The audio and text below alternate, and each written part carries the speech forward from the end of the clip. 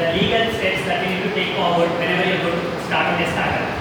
The legal steps is all about the first and the foremost thing, you need to get registered your company. So being a business student, we all know this. Definitely, if you are going to start out any of the business, either the business is going to be a sole trade or partnership or joins the company. If I tell you the business size is large and if you are going to start your own company, at that point of time, you should have to get registered your company as per the Companies Act 1956 or as the recent amendment 2013. Whether it is a private company or a public limited company, every one of you should have to register your company as per the Companies Act 1956 itself. So before registering the company, you should have to launch the prospectus, articles of association, memorandum, and you want to get the legal formalities completely, and finally you have to get the approval from the company's body itself. Only then you are supposed to start out your own company. After starting out your own company, you should have to maintain your own company's account.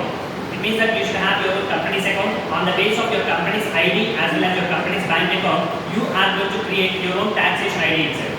So all the formalities should be legally happen. Everything should have to disclose. You should not hide the results of your company, which are the things that you are performing financially. Each and every activity that should be open to everyone.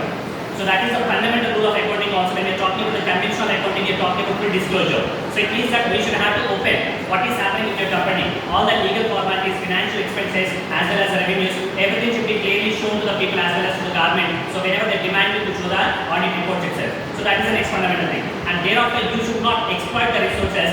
Being a person who is doing your business in your own environment, you should not create any harm to the environment itself. It is a fundamental part, so that you need to take care ethically as well as legally. You are not supposed to exploit the resources. You should have to create the resources and you should have to make use of the resources in an appropriate manner itself.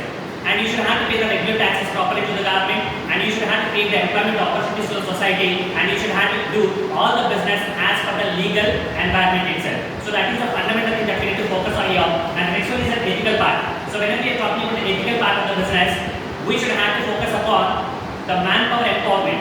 So it means that long back we have personal management, then we are talking about human resource management, but today we are talking about human resource development. So being a businessman, it is your fundamental responsibility to develop the resources in the economy itself. So whenever you are taking an employee into your organization, you should not make use of